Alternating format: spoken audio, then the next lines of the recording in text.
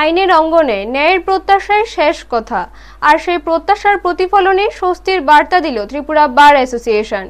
একসঙ্গে দুটি গুরুত্বপূর্ণ সাফল্যের কথা জানিয়ে রাজ্য সরকারের প্রতি কৃতজ্ঞতা প্রকাশ করলেন সংগঠনের নেতৃবৃন্দ। পশ্চিম জেলা ভোক্তা আদালতের সভাপতি গৌতম সরকারের অপসারণ ইস্যুতে আনুষ্ঠানিকভাবে নিজেদের অবস্থান স্পষ্ট করে ত্রিপুরা বার অ্যাসোসিয়েশন। সংগঠনের পক্ষ থেকে জানানো হয়, দীর্ঘদিনের দাবি ও আইনজীবীদের উদ্বেগের প্রেক্ষিতে সরকারের পদক্ষেপকে তারা ইতিবাচক হিসেবে দেখছেন।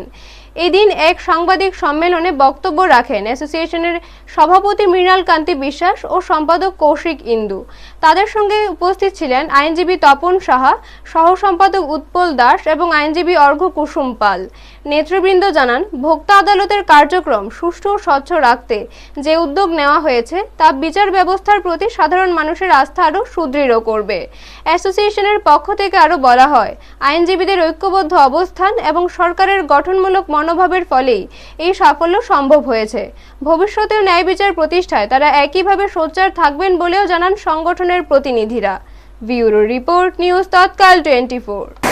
বিগত 2-3 মাসের মধ্যে ত্রিপুরা রাজ্যে আগরতলা এবং সাব্রুমে রাজ্যের প্র্যাকটিসিং অ্যাডভোকেটদের উপর সাংঘাতিক একটা পরপর দুটো আঘাত আসে। তার মধ্যে অন্যতম একটা আঘাত ছিল, সেটা সমস্ত মিডিয়ায় রাজ্যের জনগণ জানতে পেরেছে। ওখানে একজন অ্যাডভোকেট, একজন আইএএস অফিসারের দ্বারা ভীষণভাবে লাঞ্ছিত হয়েছিল। সেই ক্ষেত্রে আমরা ত্রিপুরা বার অ্যাসোসিয়েশন আমাদের সাধ্যমতো আমরা সক্রিয় ভূমিকা নিয়েছিলাম।